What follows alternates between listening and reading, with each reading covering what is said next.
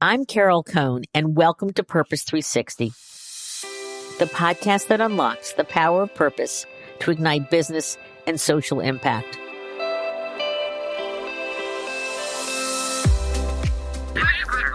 Wow, who's in the studio with me today? I mean, it's sometimes we have some special guests, but my God, it's some singing ducks. Well, it's not just some ducks. It's My Special Aflac Duck, and they are so excited to join me today to tell their story, how they were birthed, how they gained tremendous prominence, and so exciting that they're in the arms of 30,000 children free of charge in the United States, in Japan, as well as in Northern Ireland. So are we ready to get started, guys? What do you think? They're quiet now. So I think we should get started. This conversation today with John Sullivan, Director of Corporate Communications at Aflac, and Buffy Swinehart, Senior Manager of Corporate Social Responsibility at Aflac, is going to be very special because, companies come to us or to others and say, well, I want a great idea and I want to do something that's purposeful and it's going to really impact my stakeholders. But they usually don't do well in the activation.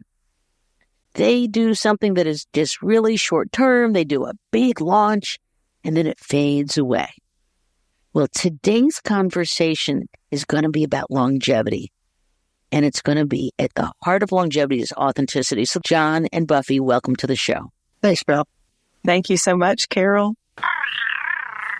So let's just start a little bit about who you are. John, we'll start with you. Sure. Well, first, let me say, Carol, thank you so much for the opportunity to speak with you here. And it feels like a reunion of sorts. And especially in talking about My Special Aflac Duck, being that you were on the ground floor in the creation of the duck and a vital component of what's made it such a successful program, not only for Aflac in terms of, promotions and PR, but the real benefit, which is seeing the smiles on kids' faces when they get one of these ducks. So in terms of introducing myself, I've been at Aflac for 16 years. I'm Director of Corporate Communications, which basically means I get to do a lot of fun things like, talk about insurance products that that just, excites everybody. So when I talk about this program, My Special Aflac Duck, which we'll get into, I'm sure, I talk about it in terms of being the best part of my job. In terms of background, I don't think it would be terribly exciting for your listeners, but I was a spokesperson in the George Pataki administration when he was governor of New York. And prior to that, I was director of corporate communications for the New York State Assembly. And then prior to that, I was a news person. I cut my teeth in the news business, of the TV news business in Buffalo, New York, where I worked for roughly 6 or 7 years as an assignment editor/producer type position.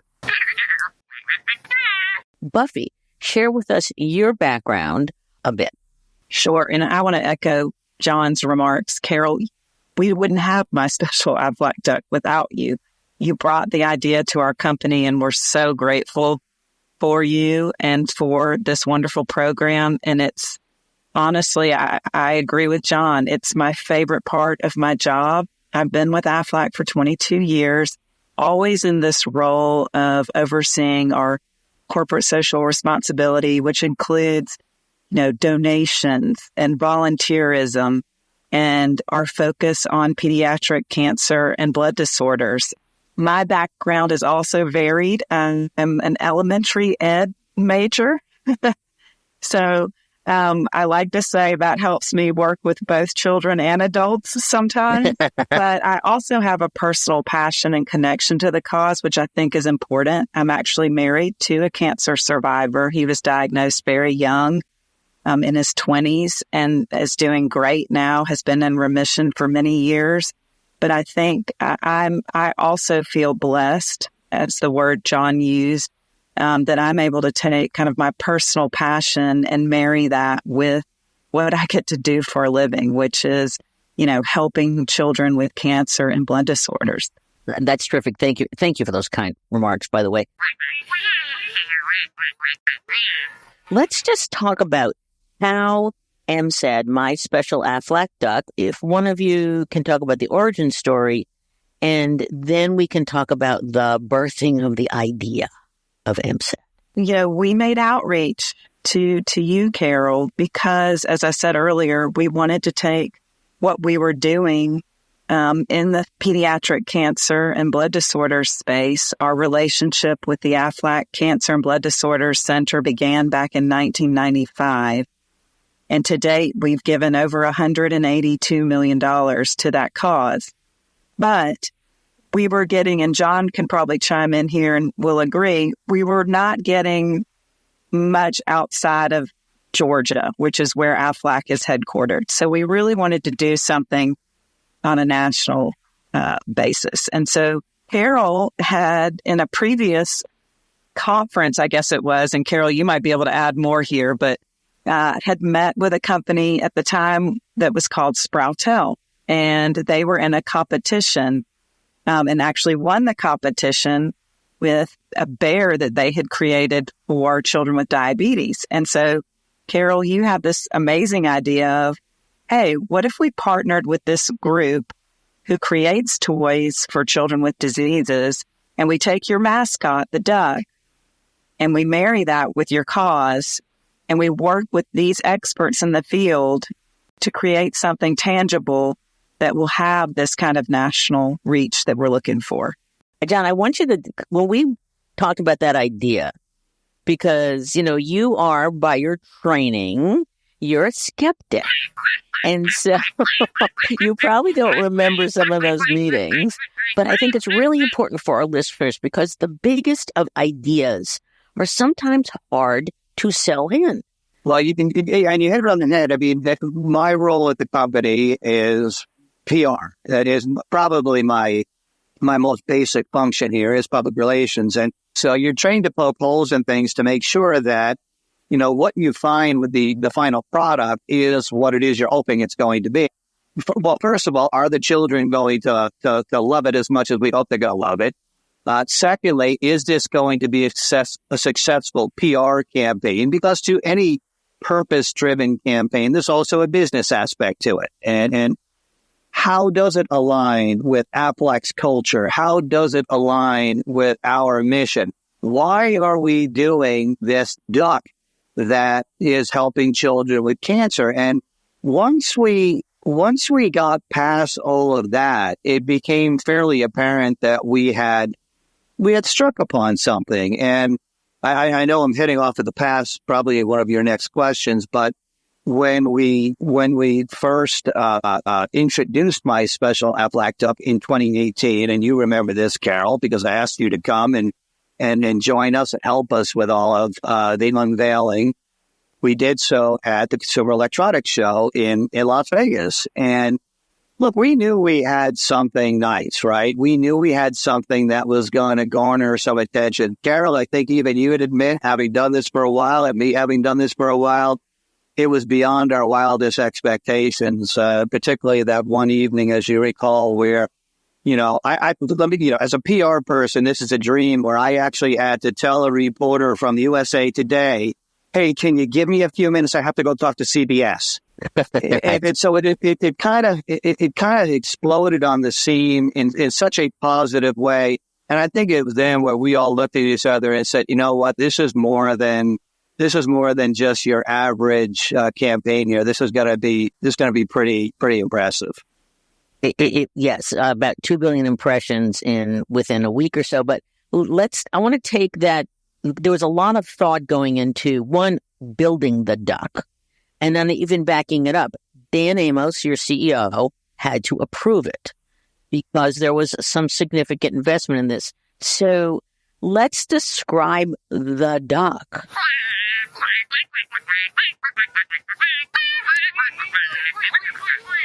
So My Special Aflac Duck is a robotic companion for children with cancer and blood disorders. And he's soft on the outside, fuzzy, But on the inside, he's got a lot of technology that allows him to do the things he can do. So, we did 18 months of research with doctors and families at the Aflac Cancer and Blood Disorder Center of Children's Healthcare of Atlanta. And so one of the first things we learned through the research that Sproutel at the time did was that children need a better way of expressing to their caregivers their emotions and how they're feeling. And so one of the really cool things that the duck can do is mimic different emoji coins that you tap to the duck's chest, and he'll act out the emotions. So some of my favorites are calm, where the duck will take deep breaths with the child, and you can imagine them preparing for a procedure. Silly is a really fun one. So the duck has sensors all along its back, under its wings, and so it responds to touch. And so when it's silly, it will actually, you can tickle your duck and it'll respond. It will nuzzle. It has light sensors. So when lights are high, it's a little bit louder. Lights are low, a little bit softer. I always love to tell parents it has a mute button. So if they get a little bit tired of hearing from their duck, they can mute it. The fur on it is machine washable. It also comes with a lot of medical accessories. And the learning there was that, children need to feel more in control of what's going on in a situation that, quite frankly, feels very out of control. So if they can practice some of those medical procedures on their duck that they themselves will have to go through, like a chemo port, and the duck will go into a soothing heartbeat, or, things like taking the duck's temperature, giving the duck a shot. And then the last feature that I really love is it comes with a rocket ship. When you tap that to the duck's chest, it actually basically turns the duck into a sound machine. And that kind of goes back to that learning you mentioned earlier, Carol, about, kids can spend up to 1,000 days in the hospital. And so, hospitals are noisy places with lots of distractions and interruptions. And so we felt like by doing these soothing soundscapes, their duck essentially can play their favorite soothing sounds that will help drown out some of that noise, help them relax, help with distraction. And so those were some of the key learnings we got from that 18 months of research that we built into the duck. But to your question about presenting to Dan, I'm glad you asked that, because that was nerve-wracking. It was nerve-wracking. So we presented, how many ideas was it, Carol? At least 3. But this one was our favorite for sure. We presented My Special Aflac Duck concept out of the chute, and then the other 2 were other helpful ideas, but not quite as exciting.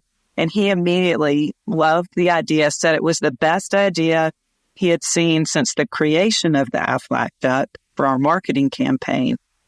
And Carol, I don't know if I told you this, but later on that day, he called me and he said, "You feel like this is a really good idea, right?" And I said, "I do." And I like you said, I was nervous because you're kind of staking your reputation on it. But like Jon said, once we launched it at CES, we knew we were on to something. But there was definitely some risk at the beginning, and we were nervous. We wanted this to be successful. I've done countless interviews, media interviews with Dan, where My Special Aflac Duck was discussed. And I've heard him say multiple times that there are 3 things in his career where he knew right away that this could be impact. One being the Aflac Duck itself, which wasn't without risk, but he knew it could be impactful. Expanding in Japan, expanding our business in Japan, which is now, the bulk of the revenue that Aflac receives comes from Japan. And then there's My Special Aflac Duck, where he views that as one of the 3 things that he believed right when he heard of the idea that this could be impactful. One of the things, and this is a really key point for our listeners, CES or some other place you want to introduce, they have awards that you could apply for before CES, because they have 5,000 media, 200,000 people, that attend. and a gazillion, from new cars to new phones to refrigerators and anything else that's technology oriented. And they had like hundreds of entries, and we won. And having that credibility before we went to the show, because when you look at this little duck, he looks like a toy. So we had the credibility with the award, we had the duck, and then we just, we swarmed all over at CES, and we did not let any moment drop that we could not introduce him to somebody. And then we went to Cannes and applied, and he won basically every award around the globe, which was amazing. He won 2 Cannes Lion, he won South by Southwest People's Choice. We were having a lot of fun with the awards. But the most important thing was how you introduced him to parents and families and cancer hospitals and kids. So can you talk about the initial rollout? First and foremost, you kind of mentioned the awards were amazing, but nothing, and Jon said this too, nothing more rewarding to us is when the child's face lights up when they receive one of the ducks. And so these duck delivery events, first and foremost, are very kid-friendly and kid-focused. They start with a demonstration, but then we have a really kid-friendly scavenger hunt where they go throughout the hospital looking for clues, and at the very end, they get their own My Special Aflac Duck. And then we kind of have a celebration where they fill out a birth certificate and they name their duck. They create a beaded necklace for their duck, and we kind of celebrate that with them. So, Jon, what was it like when you went to media in a local market with such authenticity of your commitment? When we're doing these events, we defer to the hospitals because the primary goal, once the event starts, Carol, the primary goal is to make sure kids are smiling, make sure kids are happy. Not just the kids, though, but also the parents. And that's something we could talk about a little bit again when we talk about the recent study that we've done. So that's mission number one. Now, of course, there's a lead up to that. When we do these things, we tend to invite media there to get local media coverage. And, one of the strategies that we've used throughout this campaign, and this will speak a little bit to your concept of longevity, is how we have promoted the duck, existential to doing duck delivery events, but duck delivery events are a part of it, where we've approached it through a macro and a micro approach to be doing PR, if you will, where we're definitely doing media outreach, whether it be at duck delivery events or whether it be aside from duck delivery events. But we're also very, very careful in building the relationship with the hospitals and with the associations that we work with. You're sensitive. You're very sensitive. The other thing that you guys did was that you're giving the duck away for free. And that was a very thoughtful decision. You didn't want to charge. You didn't want to do cause marketing fundraising. And you have given to date this is amazing, 30,000 of these little guys and gals, whatever you want to call them. So that's critical to the authenticity and the longevity. And there was discussion about should we fundraise for it so that the community would have some skin in the game and things of that nature. And then it was just determined that if we're going to do cause marketing, then we need to put the skin in the game. We need to do more than just lend the name of our company or our duck. I'm proud, like you said, 30,000, and you're talking about $200 to $250 a duck. So people listening can do the math, but Aflac has definitely put skin in the game in addition to putting its brand into it. So you've introduced the duck. You've been at CES. You've gotten 2 billion impressions and such. You're winning all these awards, and you're doing your duck deliveries.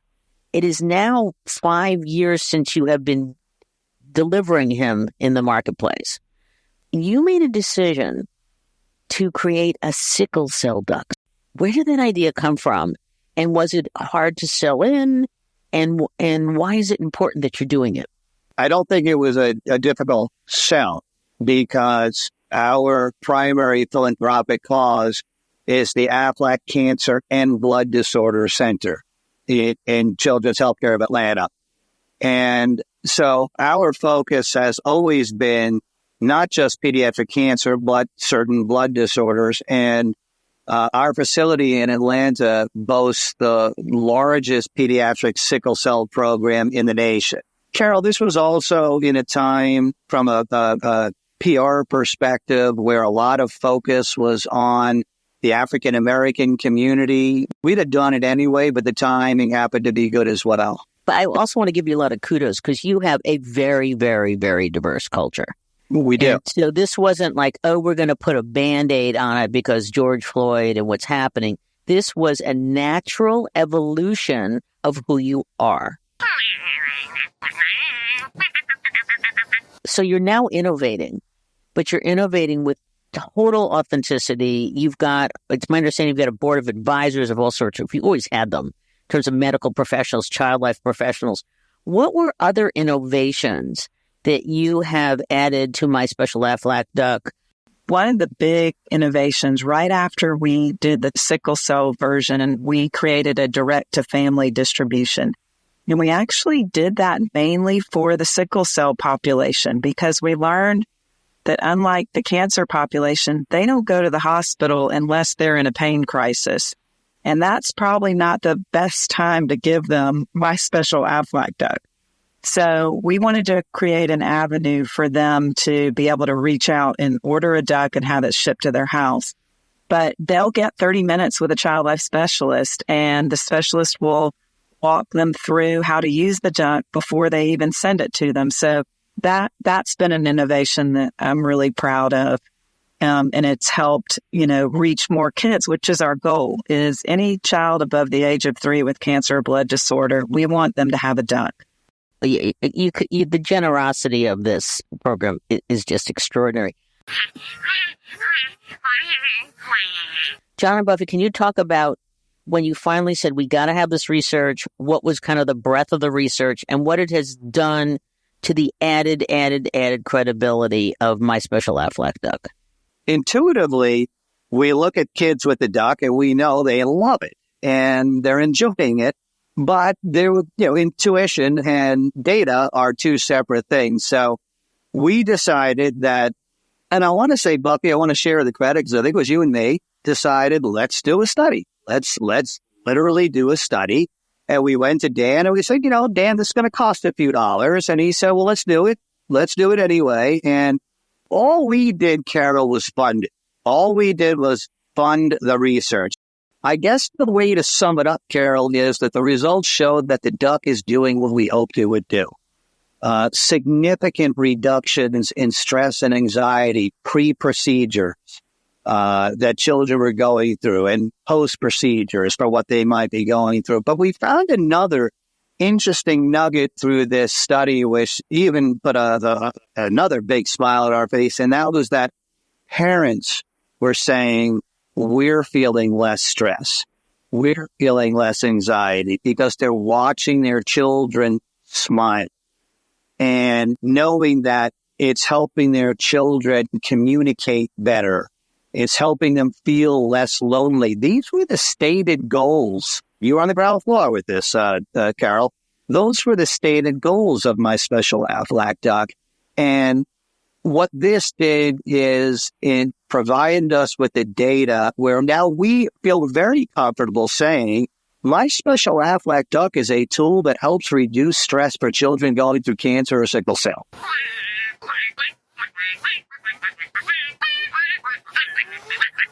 Okay, so now I want both of you to tell some brief stories about any interaction you had with a parent and a child at a duck delivery or a letter that was sent to you or an email.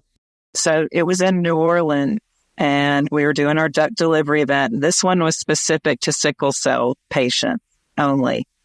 So I'm doing my demonstration up front and this adorable little boy just unprompted, didn't ask him to, just comes up front and starts helping me demonstrate the duck, and the smile on his face, he stole the show, as he should have.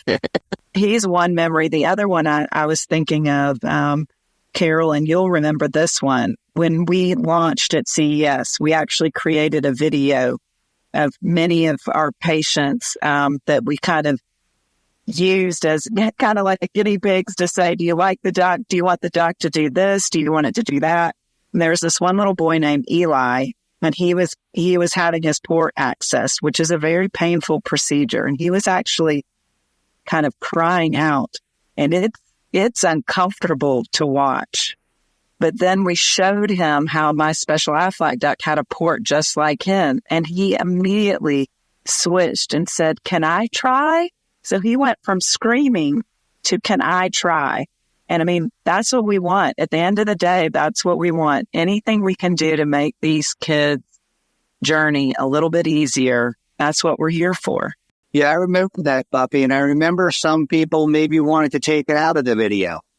And I remember you and I saying, no, that's, yeah, it was uncomfortable to watch, but that's what the duck is for. It's for that moment right there. And we've had multiple situations where we have done work with families or we've given them a duck, and it not only was appreciated by them, but it inspired them to want to come and work for Aflac. O'Shane Guillory is the mother of twins, one of whom was born with sickle cell and the other was not. And we had given them the first My Special Aflac Ducks for sickle cell. They were the first recipients. And the long story short, Shay now works for Aflac. She was so inspired by it. She's in our new product development team. And she, it was all because of the My Special Aflac Duck program. There's another similar example for a gentleman out in our Aflac Group Insurance headquarters in Columbia, South Carolina, who had a very similar experience and works for Aflac now because of our work with childhood cancer. Those are great stories. And we can go on and on. What advice do you have for colleagues in companies who they always say, I want the big idea. I want to promote my brand, but I know it's going to be authentic. I would say first piece of advice, and you kind of hit on it with the authenticity comment, but I think you've got to link it to your business. And you said that earlier, but the fact that Aflac was founded on a cancer product, and then our philanthropy for many years focused on pediatric cancer, it was easy to make sure that, and it's not easy, but it's important to make sure that whatever you're doing from a purpose standpoint aligns with your business. That would be my number one. Okay, John, number two. Well, I think, we touched upon this before. You have to poke holes in things to make sure, because of exactly what you just said, Carol, which is, in the social media world, this could be wonderful or this could be not so good, depending on how you do it. In fact, it's kind of a funny anecdote. Buffy and I have worked together for 16 years, and I think the only time we ever had a harsh word with each other is when I was poking holes. And I felt like I was being attacked by a mama bear protecting her cubs, she wanted to make sure that I understood, which I did understand, but my job is to poke holes. So for my colleagues out there, Buffy's advice is spot on. Make it relevant to your core mission of your business, but also dot your I's and cross your T's. And that includes sometimes saying something that another person may not appreciate, but you got to put it out there, because what happened is through that discussion, Buffy was able to convince me that the hole I was trying to poke was impenetrable. It's good. It's when I'm not going to poke that hole, but I still needed to ask those questions. Ask the tough questions. Okay, Buffy, number three. Make sure you select partners that share a common mission. And so everyone from you, Carol, to Sproutel Empath Labs, to, Children's Miracle Network, everyone that we evaluate and bringing into the fold and working on this program, we have to make sure that they align with our mission. And it's also important not to think you have to do it alone. So partnership is important. If we tried to do all this ourselves, we would have failed. So getting those right partners involved is important. Great. John, number 4. Yeah, second cousin of what Buffy just said. It's culture matters. Culture, and not just your culture, but the culture of who you're working with. And if I sound redundant, I apologize. But I just want to put a focus on this.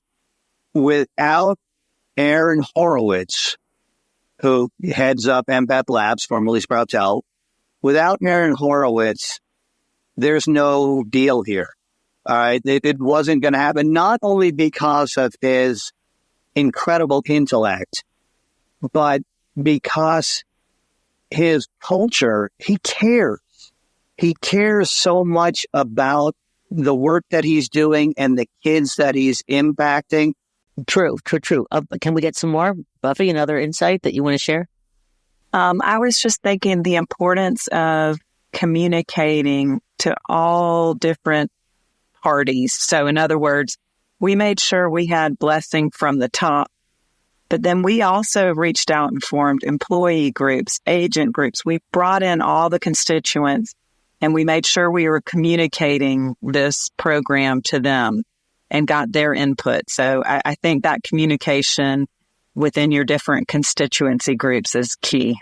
John, another great idea. Well, let me speak to your listeners who are specifically in the PR industry, and I'll tell them that, a program like this does not have the utility that it ought to have unless you are doing PR planning around it. Otherwise, it's just a really nice thing that we're doing for children with cancer. We want that to be the focus.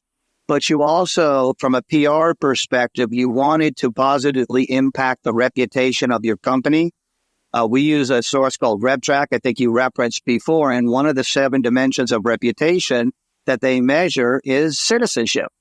We want to positively impact our reputation along those lines because we firmly believe that, and Dan Amos says this all the time when he's asked, what does it really matter to do a program like this? And he'll say that all other things being equal, if a person is considering your products over a competitor's products, they're more likely to want to go to the company that gives 30,000 My Special Aflac Ducks to children with cancer and sickle cell. So you could argue whether that's the primary reason for it, but it's certainly, if not, it's a secondary reason. Purpose has a purpose in the business world. I love that. Thank you. John, I just want to ask a separate question, not really related to this, but I ask all my guests, and Buffy, you could jump in here too. What is the role of purpose in an AI-driven world? AI is a conduit, right? It's not the program. It's a conduit. It's a messaging vehicle. It's a, I think honestly, what it may do is make it more challenging to maintain our authenticity, particularly if there's somebody that wants to use AI in a way that we would prefer they didn't want to use it. Yeah, I would just say, AI isn't going to replace the heart. And I think that's what the focus is. I always like to give my listeners the last chance to add anything that they want to do or share. There's something about working for a company that gets it. Working for a company and for a CEO who understands the value both internally and externally for doing a program like My Special Aflac Duck. In fact, in the next couple of weeks, Buffy would probably know the date, we're going to be putting My Special Aflac Duck on display for our employees, because they just love to see the impact that this could have. So I would say that I used this term before, but I'll say it again. I'm blessed to work at a company that prioritizes this sort of thing and allows me the honor and the privilege of seeing a young child with cancer or sickle cell put a smile on his or her face. That's beautiful. Buffy, you get the last word. I'm going to piggyback on what John just said. If you can find a job where you're able to marry your personal passions and bring purpose to the organization that you work in, you are blessed indeed. And then that's what I've been able to do at Aflac. And I'm so very grateful. And I would say to your listeners, you can bring purpose wherever you are, wherever you sit in the organization. You don't have to have corporate social responsibility in your title. I mean, Jon just gave an example. He's PR, but he's found a way to bring purpose to what he does every day at work. And I would say anyone can do that. That's terrific.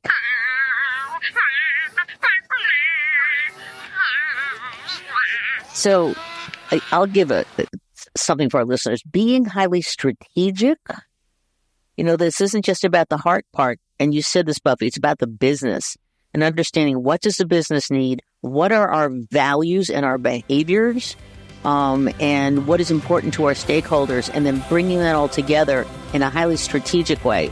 So it's the head and the heart. So thank you, Jon. Thank you, Buffy. Thanks, Carol. Thank you, Carol.